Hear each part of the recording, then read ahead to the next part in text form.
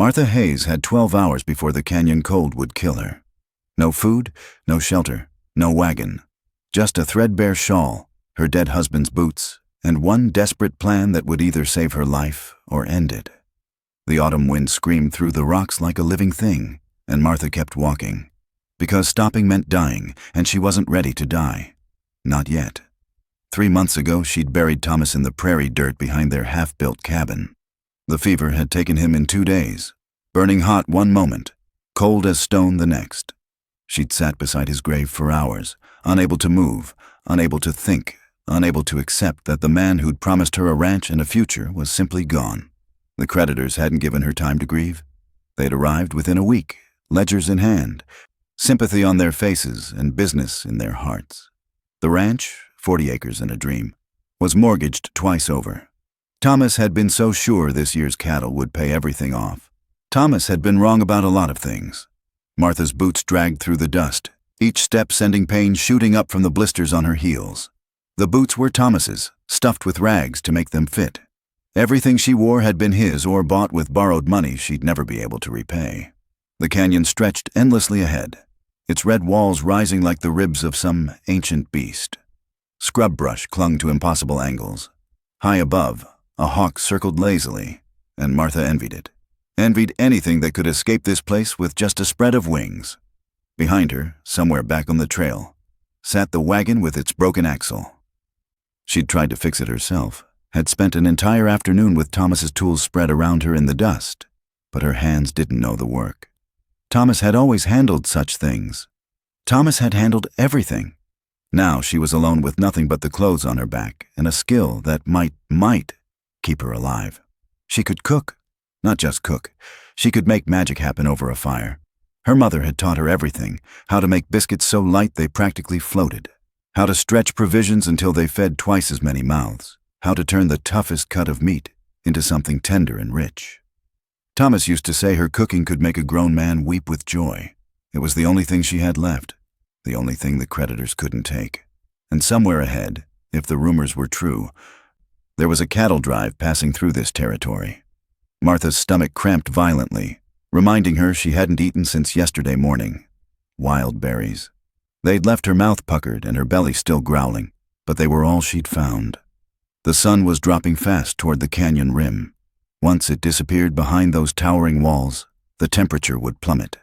She had no bedroll, no tent, nothing but the shawl and her own stubborn will to keep her warm. She thought about Thomas as she walked, always thought about Thomas during these long, lonely hours. How they'd met at a church social in Missouri. How he'd been so full of dreams and plans.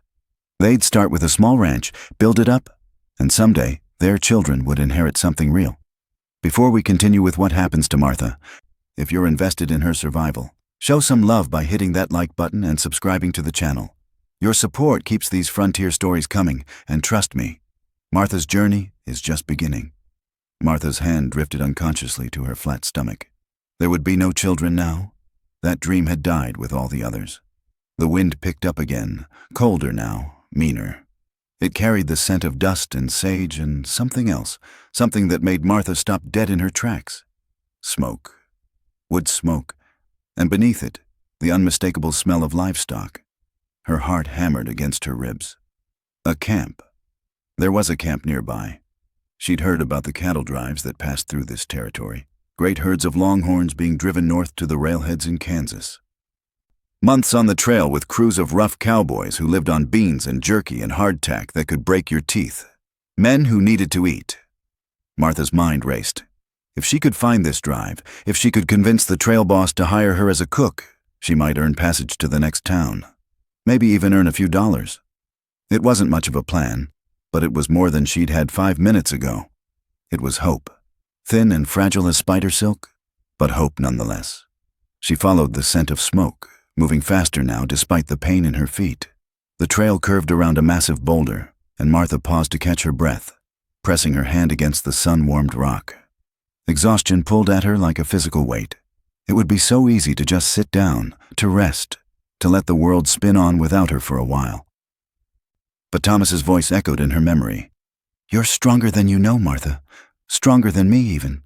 He'd said that to her once during their first winter, when the snow had trapped them in the cabin for 3 weeks and their supplies had run dangerously low. She'd made their food stretch, had kept them fed on almost nothing, had kept their spirits up when Thomas had wanted to give up. She'd been strong then. She could be strong now. Martha pushed away from the boulder and kept moving. The smoke was thicker now, closer. She could hear sounds drifting on the wind, men's voices, rough and tired, the lowing of cattle, the whinny of horses. Her pulse quickened. This was it. This was her chance, but doubt crept in like the cold. What if they didn't need a cook? What if they refused to hire a woman?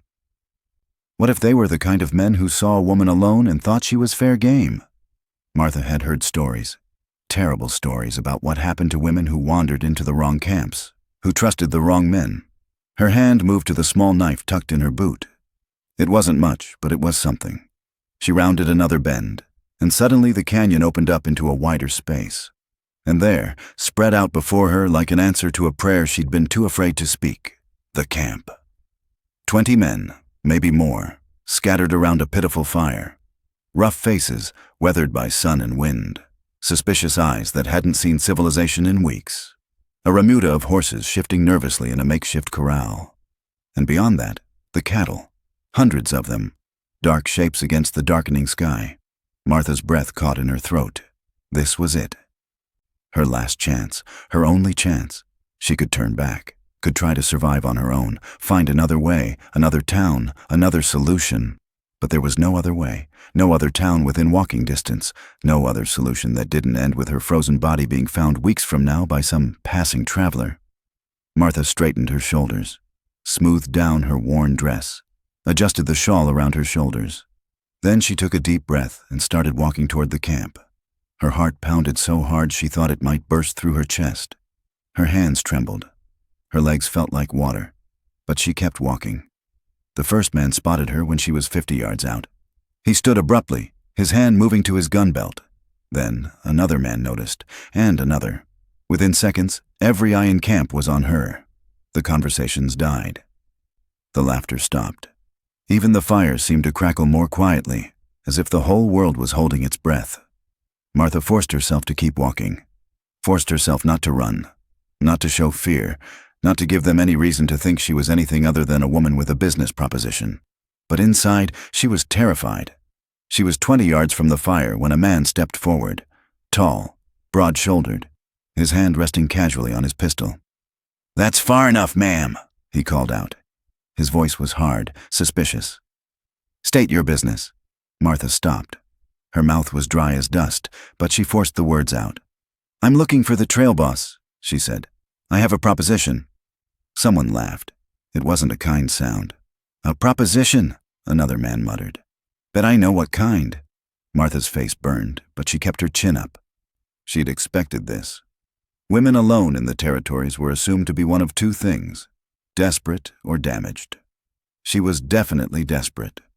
"I'm a cook," she said loudly, her voice cutting through the murmurs.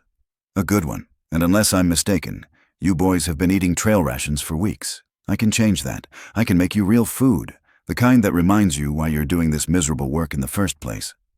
The men exchanged glances. Some looked interested, others looked skeptical. A few looked at her in ways that made her skin crawl.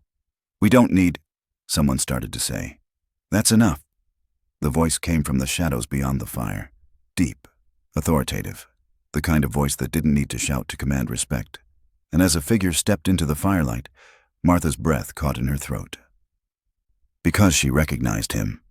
Everyone in the territories knew that face, Cole Brennan, the most respected and most dangerous trail boss in the West. And Martha had just walked into his camp, alone and desperate, with nothing to offer but a skill and a prayer. What happens when Martha faces Cole Brennan? Will he give her a chance? Or will this be the end of her desperate gamble?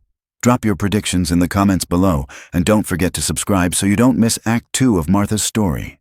Because what Cole says next will change everything. Cole Brennan stepped into the firelight, and Martha forgot how to breathe. She'd heard the stories. Everyone had. The trail boss who'd driven more cattle to Kansas than any man alive. Who'd fought off Comanche raids. Who'd lost half his crew to a stampede and still delivered the herd on time. Who never backed down, never gave up, never showed mercy to men who crossed him, and she'd just walked into his camp asking for a job. He was tall, weathered like old saddle leather, with silver threading through dark hair that had once been black as midnight. His eyes were the color of storm clouds, gray and hard and measuring. 40, maybe older. The kind of man who'd lived through things that would have killed softer men. Those eyes swept over Martha now, taking in everything. Her worn dress with the hem coming loose, her 2 big boots caked in trail dust, the threadbare shawl clutched in white-knuckled hands, the wedding ring she still wore despite having nothing else left, the proud set of her shoulders despite the obvious hunger in her face. "You're a long way from anywhere, ma'am," Cole said. His voice was quieter than she'd expected, controlled. "And you're alone." It wasn't a question. Martha lifted her chin. "My wagon broke down 2 days back. I'm heading west, looking for work." "What kind of work?" One of the cowboys snickered, and Cole's head turned slightly. Just slightly. The snickering stopped. "The kind that involves a cook fire and men who are tired of eating hardtack," Martha said. Cole's eyes returned to her face. "You got experience?" "I've been cooking since I was 6 years old. My husband always said—" Her voice caught. She forced it steady. "He said my biscuits could make grown men cry." "Your husband." Cole's gaze dropped to her ring. "Where is he now?" "Dead. 3 months." The word came out flat, matter of fact. She'd said it so many times to creditors and strangers that it had lost its power to hurt. Almost. Something flickered in Cole's expression. Sympathy, maybe, or just recognition of a familiar story. The territories were full of widows. "I'm sorry for your loss," he said, and he sounded like he meant it. Martha nodded once, not trusting herself to speak. Cole glanced at his men, then back at Martha. "This is a cattle drive. Mrs. Hayes, Martha Hayes. Mrs. Hayes, we're 6 weeks from Abilene. The trail doesn't get easier from here. Comanche territory, river crossings, storms that can scatter a herd in minutes. You understand what you're asking?" "I'm asking for work," Martha said. "Shelter and passage to the next town. I'll cook 3 meals a day for your crew. I'll do it better than whoever's doing it now." Behind Cole, one of the men shifted uncomfortably. Martha's eyes flicked to the fire, where something that might have once been beans sat congealing in a pot. The hardtack scattered around the camp looked hard enough to use as building materials. "We don't have a cook," Cole admitted. "Been taking turns. It's been—" He paused, choosing his words carefully. "Challenging. I can see that." A ghost of a smile crossed Cole's weathered face. "Just a ghost. You got supplies?" "No." "Bedroll?" "No." "Horse?" "No." The smile disappeared. "So you're asking me to feed you, shelter you, transport you, and pay you for the privilege?" Martha met his eyes, held them. "I'm asking you to make an investment. Good food means your men work harder, complain less, and don't desert at the first town with a saloon. My husband worked drives before we married. He told me about crews that fell apart because the men were too miserable to care anymore." Cole was quiet. The fire crackled. Around them, 20 men watched this exchange like it was a poker game, waiting to see who'd fold first. "She's got a point, boss," someone muttered. "Shut up, Dutch," another man said. Cole studied Martha's face. She forced herself not to look away, not to show the fear that was crawling up her spine like ice water. This moment right here would determine everything, whether she survived, whether she had a future, whether she'd become just another unmarked grave in the territories. The silence stretched. And stretched. Finally, Cole spoke. "All right, Mrs. Hayes." Martha's knees nearly buckled with relief. "But," Cole continued, and her relief evaporated, "I need something else from you." The world tilted. Martha's hand moved instinctively to her wedding ring, twisting it on her finger. She'd heard stories, knew what men expected from desperate women, knew what happened when you had nothing left to bargain with except yourself. Her other hand slipped toward the knife in her boot. She'd fight if she had to. She'd run. She'd do whatever it took to keep the last shred of dignity she had left. The men around the fire had gone quiet. Some looked uncomfortable. Others looked interested. One man was actually grinning. Martha's heart pounded so hard she could hear it in her ears. "I don't," she started, her voice shaking now. "I won't." "Hope," Cole said. Martha stopped, blinked. "What?" "Hope, Mrs. Hayes." Cole's expression was unreadable in the firelight. That's what I need from you. She stared at him, not understanding. Not daring to understand. Cole gestured to his men. Look at them. Really look. Martha did. And for the first time, she saw past the rough exteriors and suspicious eyes. Saw the exhaustion, the loneliness, the grinding weariness of men who'd been on the trail too long, eating bad food, sleeping on hard ground, with nothing but cattle and dust and each other for company. These men need to remember what it feels like to be cared for, Cole said quietly. To sit down to a meal that tastes like home, to have someone who gives a damn whether they live or die out here. He paused. You give them that. You give them hope. And you'll have more than shelter, Mrs. Hayes. Martha's throat tightened. Her eyes burned. You'll have protection, Cole continued. Fair wages. And safe passage anywhere you need to go. The words hit her like a physical blow. She'd been so ready for the worst, so prepared to fight or flee, that kindness felt like a foreign language. I can do that, Martha whispered. Then we have a deal. Cole extended his hand. Martha stared at it for a moment, calloused, scarred, the hand of a man who'd worked hard his entire life. Then she reached out and shook it. His grip was firm, warm, real. The first human contact she'd had in weeks that wasn't a creditor or a threat. Dutch, Cole called, not taking his eyes off Martha. Get Mrs. Hayes set up with supplies. Flour, lard, salt, whatever she needs. She starts breakfast at dawn. The man who'd snickered earlier, Dutch, stood reluctantly. Boss, are you sure about this? A woman on the trail is bad luck. Cole's head turned slowly toward Dutch. The temperature around the fire seemed to drop 10 degrees. Are you questioning my judgment, Dutch? Dutch paled. No, boss, just saying. Then get Mrs. Hayes her supplies, now. Dutch nodded quickly and hurried toward the supply wagon, muttering under his breath. Cole turned back to Martha. You'll sleep near the cook fire. Anyone bothers you, you come find me. Understood?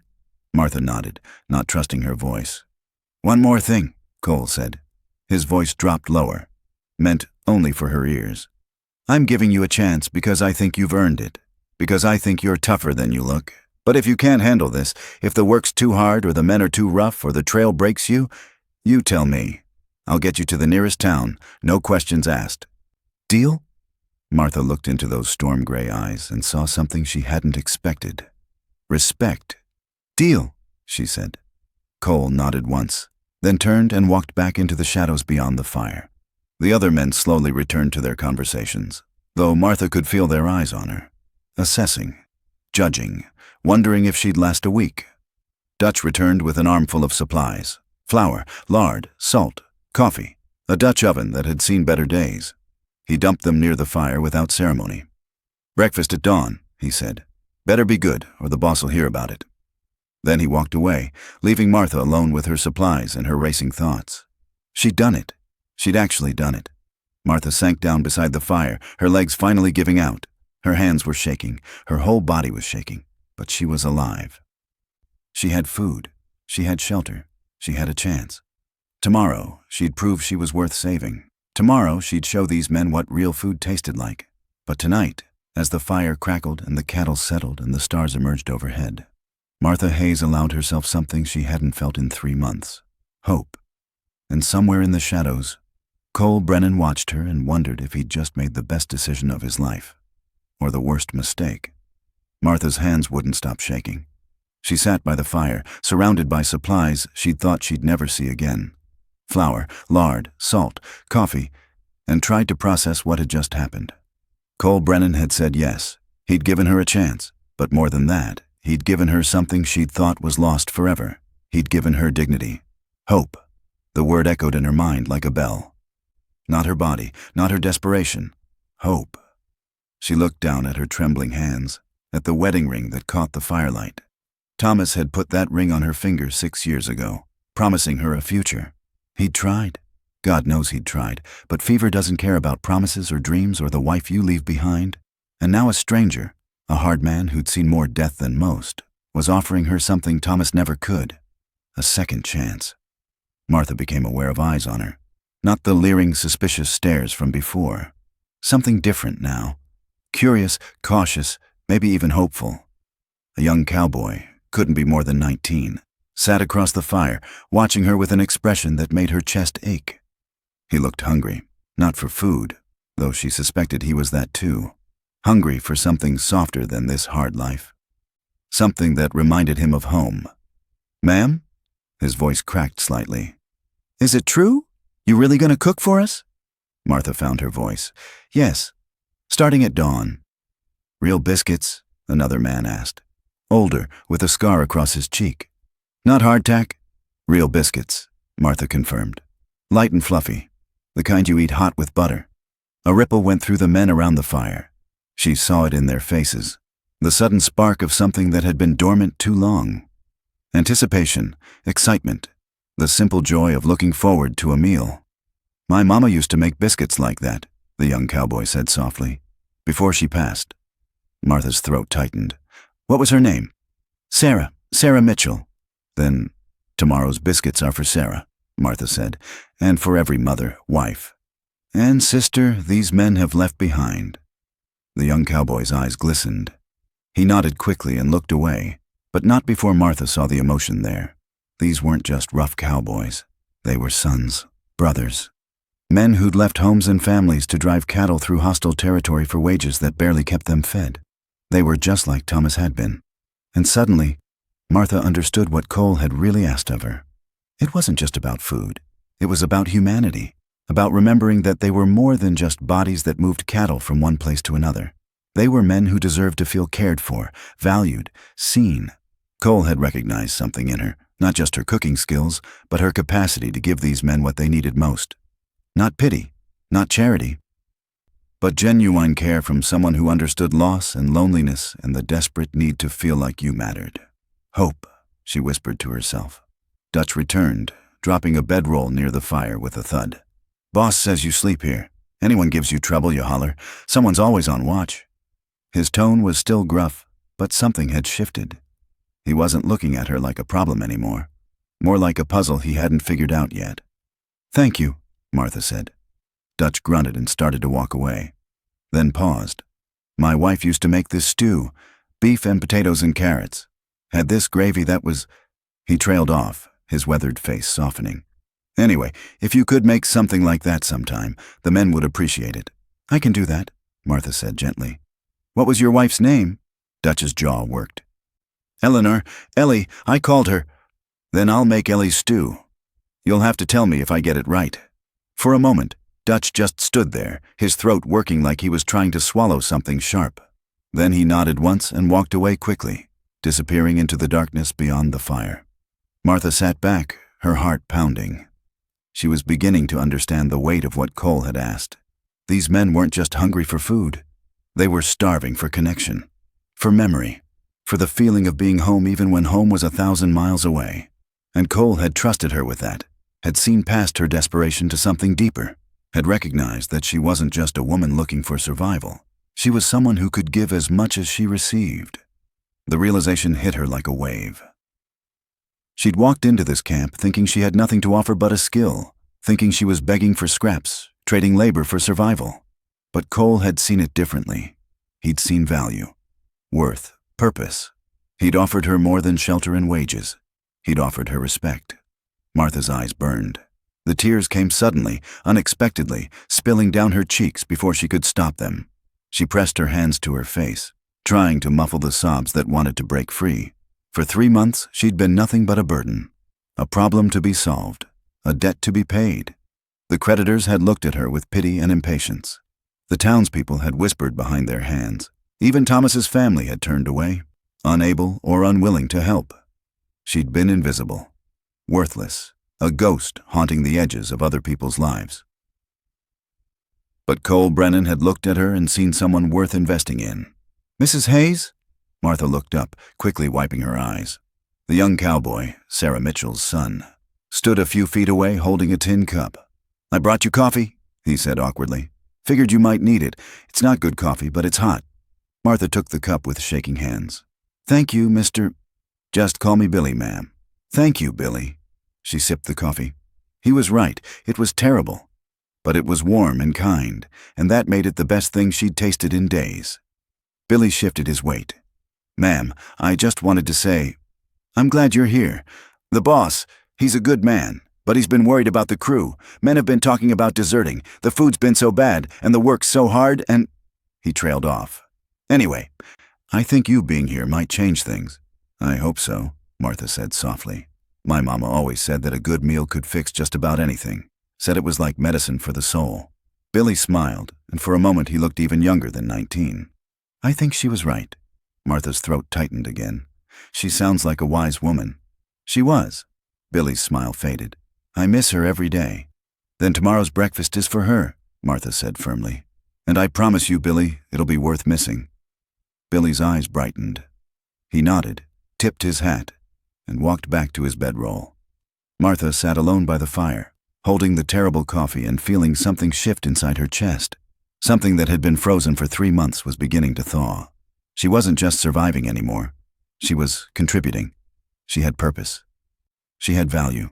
She mattered. Movement in the shadows caught her eye. Cole Brennan stood at the edge of the firelight, watching her. Their eyes met across the flames, and Martha saw understanding there. He'd known. He'd known exactly what he was offering her when he'd asked for hope. He'd given her back herself. Cole nodded once, a gesture of acknowledgement, of respect, and then disappeared into the darkness. Martha set down the coffee cup and looked at the supplies around her. Flour, lard, salt. Simple ingredients that could become something extraordinary in the right hands. Tomorrow she'd wake before dawn.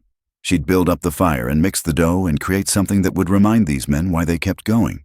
She'd give them comfort and care and the taste of home. But tonight, wrapped in a borrowed bedroll under a sky full of stars, Martha Hayes understood something profound. Salvation didn't come from what you were willing to sacrifice. It came from what you were brave enough to offer. She'd walked into this camp with nothing but desperation and a skill.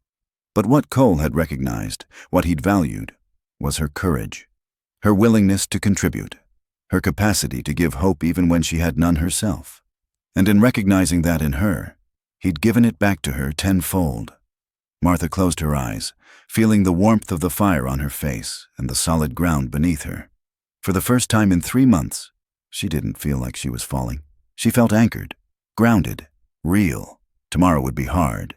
The next 6 weeks would be harder, but she would face them not as a desperate widow begging for scraps, but as a woman with purpose and value and something meaningful to contribute. Cole Brennan had asked for hope, and Martha Hayes was going to give it to him and to every man on this drive, one meal at a time. The fire crackled, the cattle settled, the stars wheeled overhead in their ancient patterns. And in the morning, when the first light touched the canyon walls, the smell of fresh biscuits would rise into the air like a promise. A promise that even in the hardest places, even in the most desperate circumstances, there was still room for kindness, for dignity, for hope. Martha Hayes had found her second chance, and she wasn't going to waste it. As sleep finally claimed her, Martha's last thought was of Thomas. Not the Thomas who died and left her with nothing, but Thomas believed in her, who'd told her she was stronger than she knew. "I'm going to be okay," she whispered to his memory. "I'm going to survive this." And somewhere in the darkness, if ghosts could smile, Thomas was smiling. Because his Martha, his strong, brave, remarkable Martha, had finally realized what he'd always known. She didn't need saving. She just needed a chance to show the world what she was made of. And Cole Brennan had given her exactly that.